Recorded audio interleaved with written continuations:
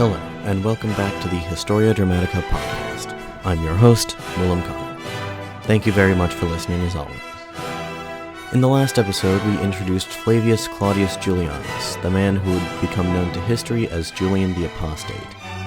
Nephew to Emperor Constantine I, Julian was orphaned at a very young age, when most of his immediate family, including his father and eldest brother, were massacred by Constantine's son, Constantius, in order to secure power.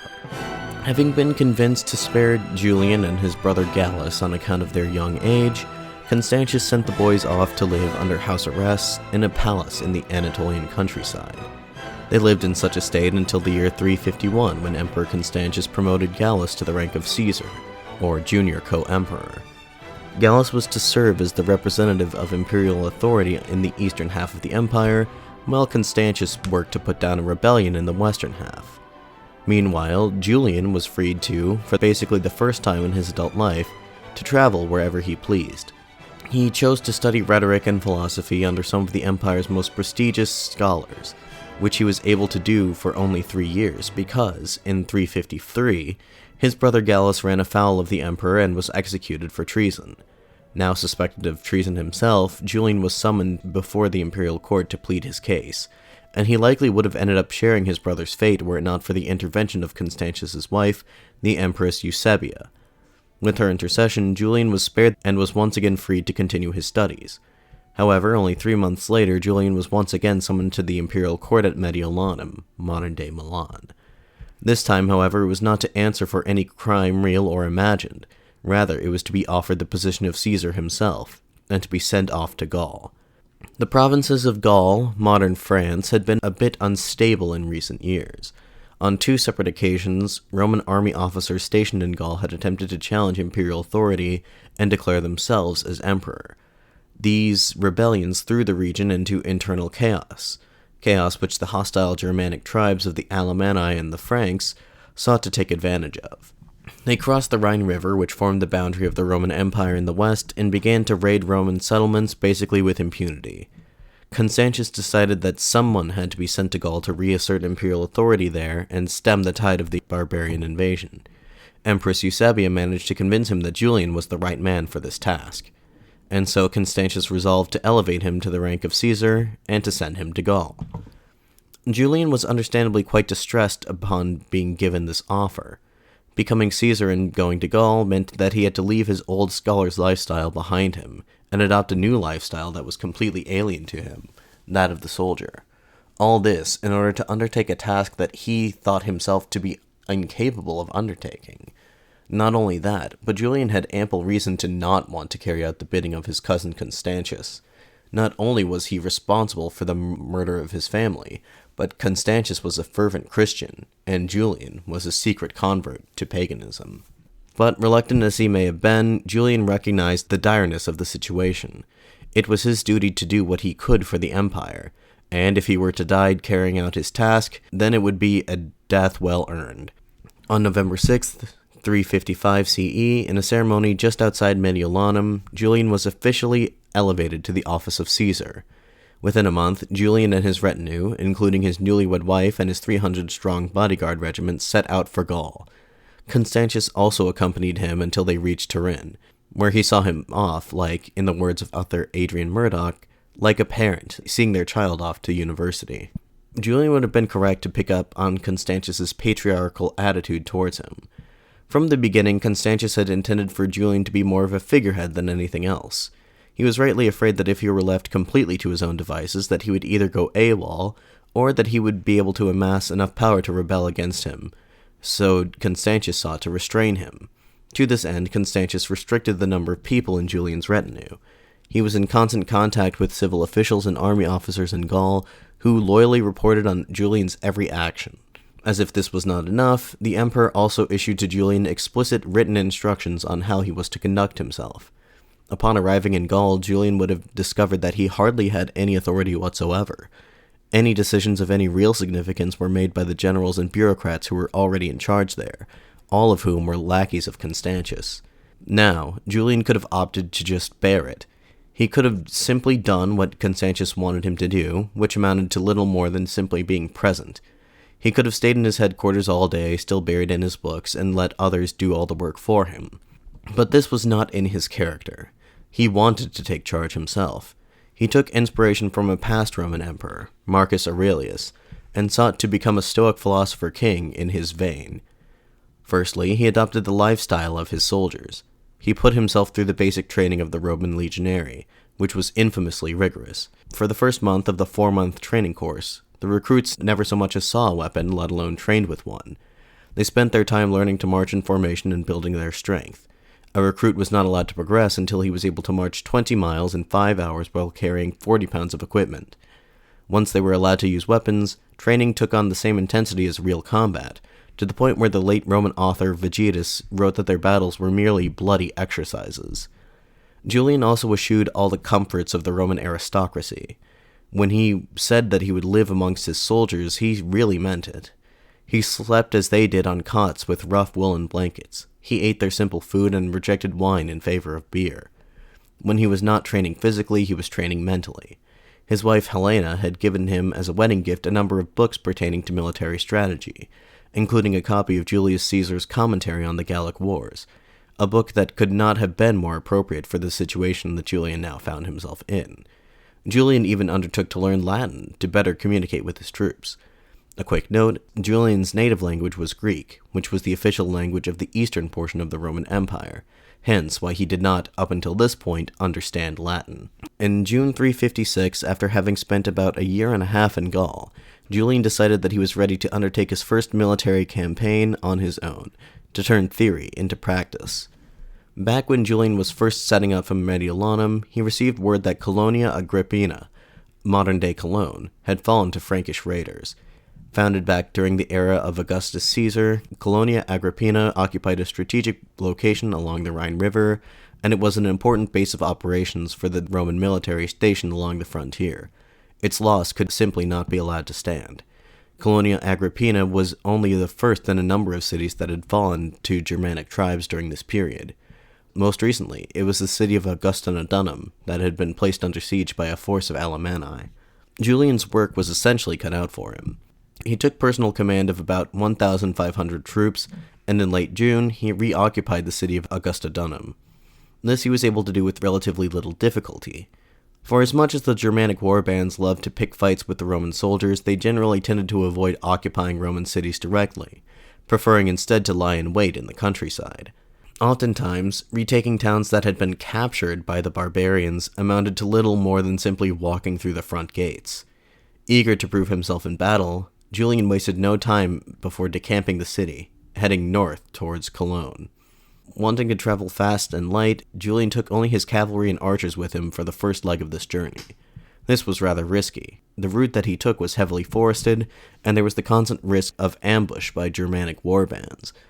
Regardless, Julian pushed north, winning skirmishes, reoccupying towns, and moreover, building a rapport with the men under his command, and gaining confidence in himself as a commander. By September, Julian had reoccupied Colonia Agrippina.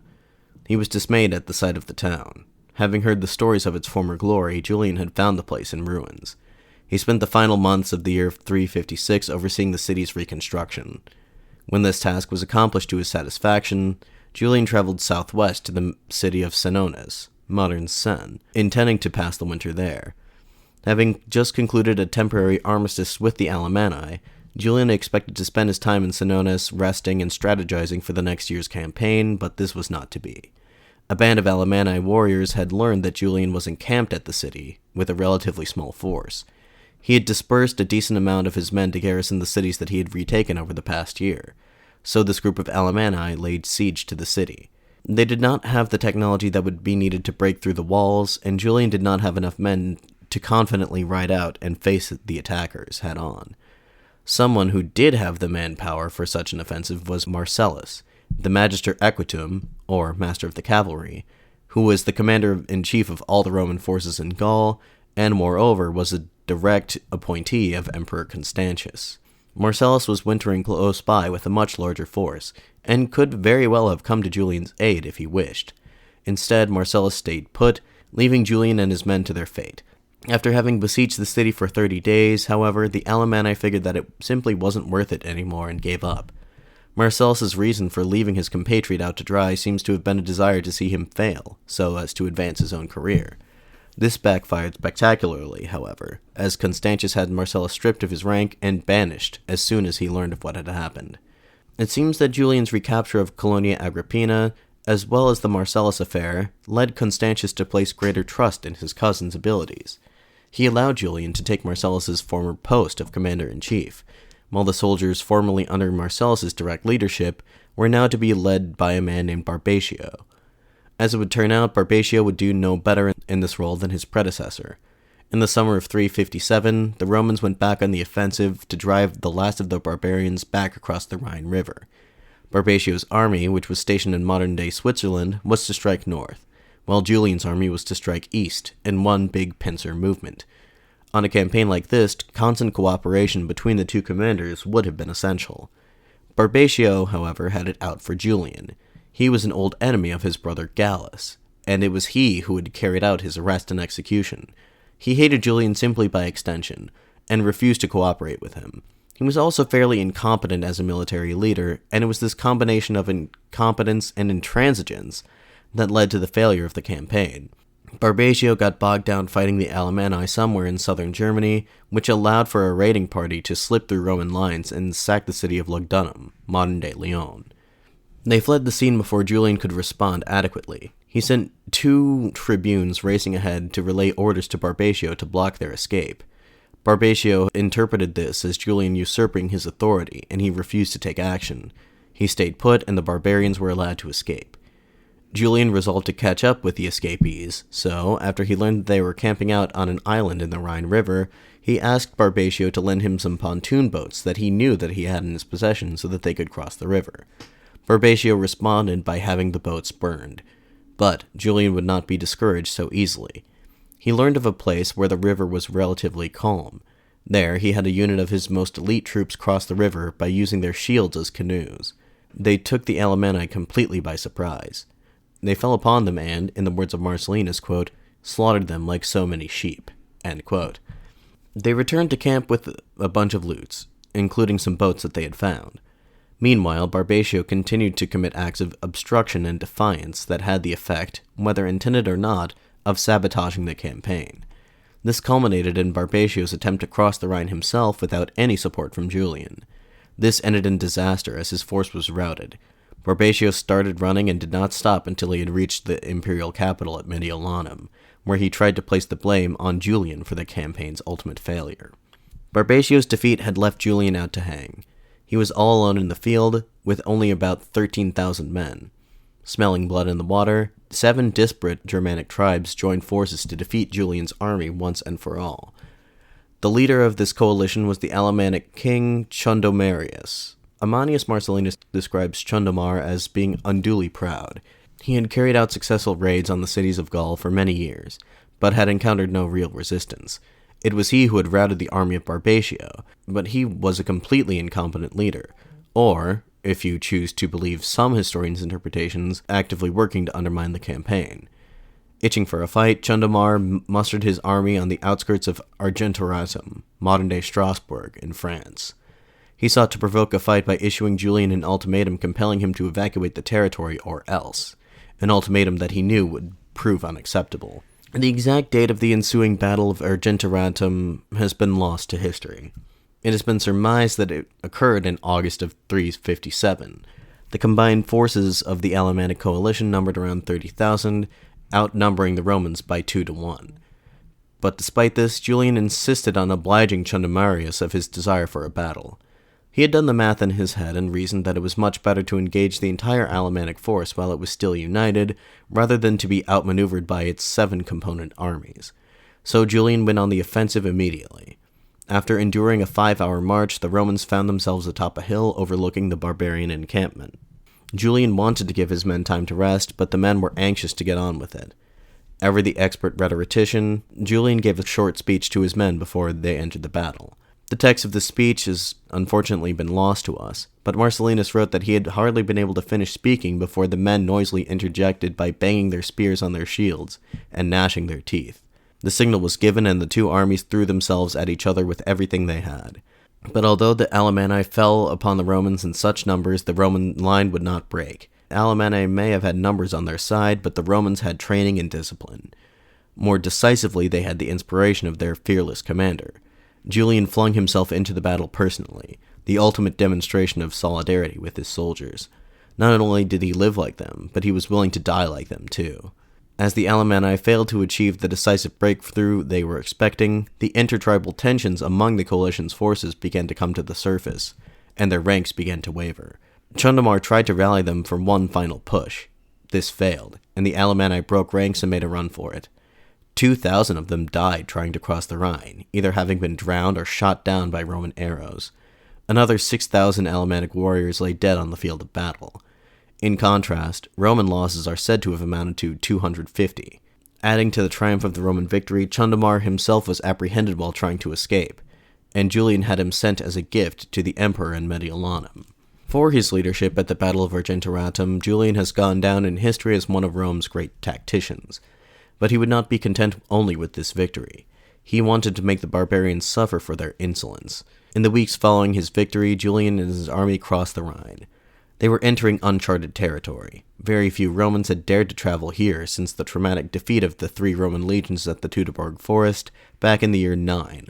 But Julian was more cautious of a commander than Varus, the man who had presided over the defeat at Teutoburg. Julian's army penetrated deep into what is now the southern German state of Baden-Württemberg. Along the way, they captured prisoners and razed farms to the ground. Seeking to prevent the total devastation of their lands, the 6 kings who had previously fought alongside Chundamar at Argentoratum sought a truce with Julian.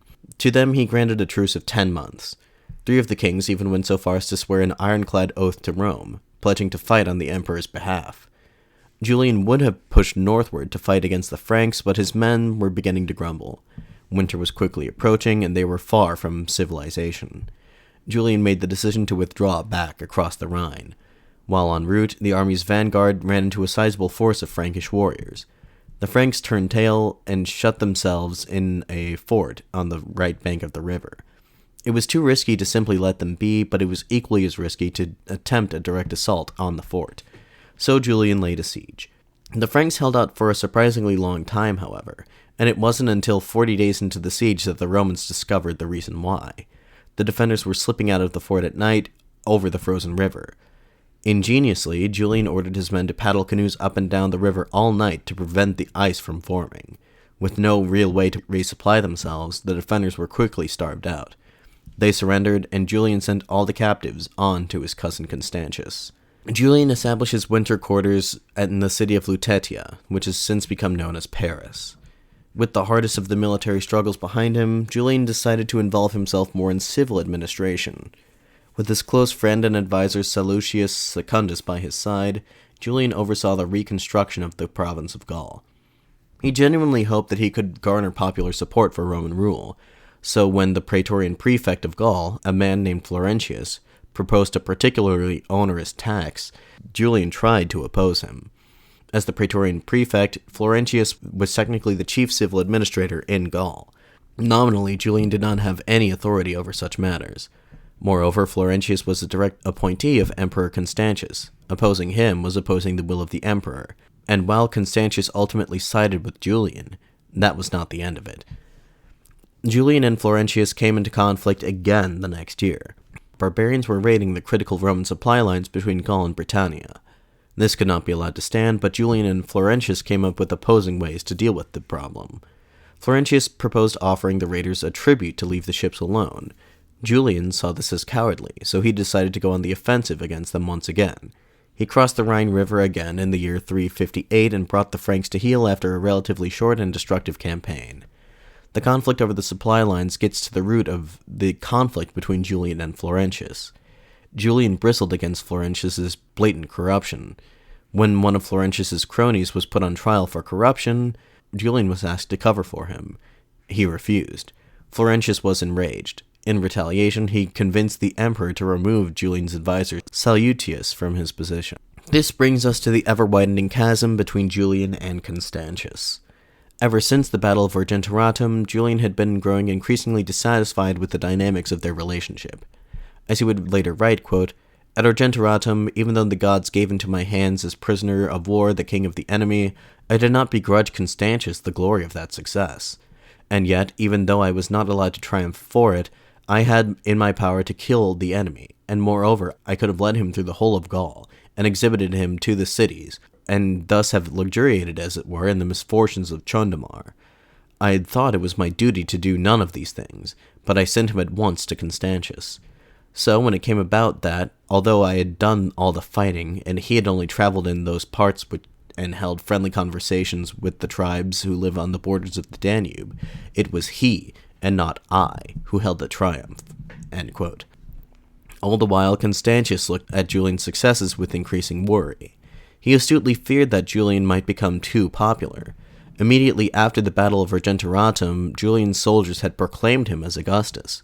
Julian sternly rebuked them, but this incident firmly planted the fear in Constantius's mind. Ironically enough, the action that Constantius took to hopefully dissipate Julian's independent power base would ultimately be what pushed him over the edge into rebellion. In February of 360, a tribune arrived at Julian's headquarters in Lutetia bearing a message from Constantius. It was an order that would reassign almost half of Julian's entire army to the east. This seemed like a perfectly reasonable request. Late last year, war had once again broke out between Rome and Persia. More soldiers were actually needed to reinforce the legions of the east as they faced this threat, and if Constantius could deprive Julian of his base of support while doing it, all the better.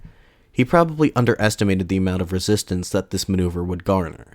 Most of Julian's soldiers were natives of Gaul, and they had no desire to leave their homes to go fight and die in a desert thousands of miles away.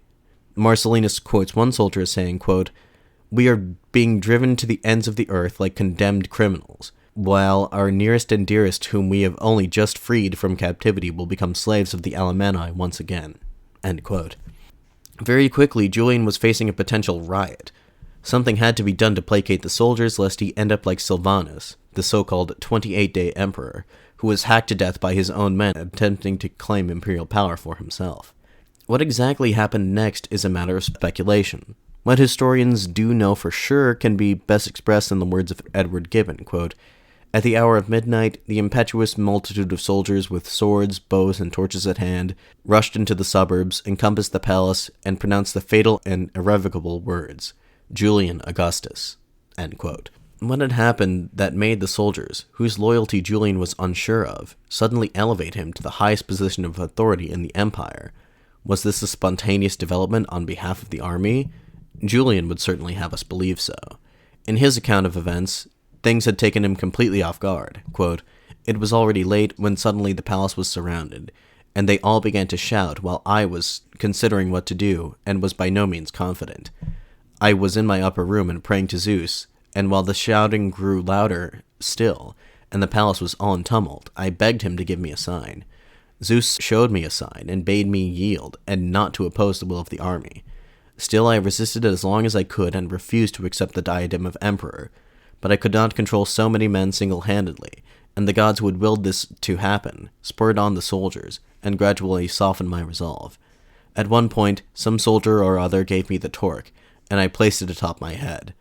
Afterward, I returned to the palace, groaning in my heart. It was my duty to feel confident and trust in Zeus after he had given me the sign, but I was terribly ashamed, and sank into the earth at the thought of not obeying my emperor faithfully to the last." End quote. Julian's melodramatic retelling of events was likely a fabrication written after the fact to justify his ascent to power. But analyzing the situation closely, it seems highly unlikely that this event was nearly as spontaneous as he made it seem. The soldiers' motivation for declaring Julian Augustus would have been premised on the notion that he would disobey Constantius's orders and not have them redeployed. But this was a very risky gamble to make, especially considering that leading up to this point, Julian had made no indication that he intended to do such a thing. In fact, there was no outward sign that his relationship with Constantius was anything less than cordial. Back immediately following the Battle of Argenturatum, a number of his soldiers, elated with their victory, attempted to declare Julian Augustus right there on the battlefield, and he publicly and harshly rebuked them, punishing the offending party by making them walk across the camp wearing women's clothing. What is more likely is that this series of events was orchestrated by Julian himself. His motives for doing so would be twofold. 1. He could claim that the honor and glory he felt was being denied to him by his senior partner Constantius. 2. By claiming authority and countermanding Constantius' orders to redeploy his soldiers, he could hang on to his loyal base of support and avoid ending up on the wrong side of a lynch mob. Given the popularity he enjoyed among his soldiers up until this point, he had to have believed that they would support him if he made such a move. The biggest risk, of course, was an open conflict with Constantius. But, as evidenced by his later actions, Julian believed that a power-sharing arrangement could have been worked out between the two senior emperors, as had been done before. With all this in mind, when Julian saw the way the wind was blowing and, that evening, Marcellinus reports that he invited all of his senior advisors to a banquet. There they hashed out their plan. Julian asked his senior officers to incite their ranks to declare him emperor, to give the illusion of spontaneity. In exchange, Marcellinus cryptically wrote that Julian granted them all that it was in his power to give. So Julian's initial refusal of the imperial diadem was basically a charade, and any internal conflict he felt at betraying his emperor and cousin, he could justify by claiming that his hand had been forced. The die was cast, to borrow a phrase from Julius Caesar. How Julian came to be declared Augustus was immaterial. He now had to deal with the reality of the situation regardless, and confront Constantius head-on, lest everything crumble to pieces before him. And that is where I think we will end things for today. Tune in again next time to watch as Julian has one final climactic showdown with the man who murdered his family and imprisoned him for years, as he attempts to wage a second war against the seemingly unstoppable tide of Christendom. If, in the meantime, you have any questions, comments, or concerns, please email me at historiadramaticapod@gmail.com. Alternatively, you can always reach out to me on Twitter or Facebook, links to both of which will be in this episode's description. If you like the show and would like to help support it, you can do so either by becoming a supporter on Patreon, or by purchasing some used books for me on eBay. You can also support the show by leaving a review of the podcast on your podcast listening platform of choice. Anyway, this has been the Historia Dramatica podcast. Thank you again for listening. I'm your host, Willem Connor, signing off.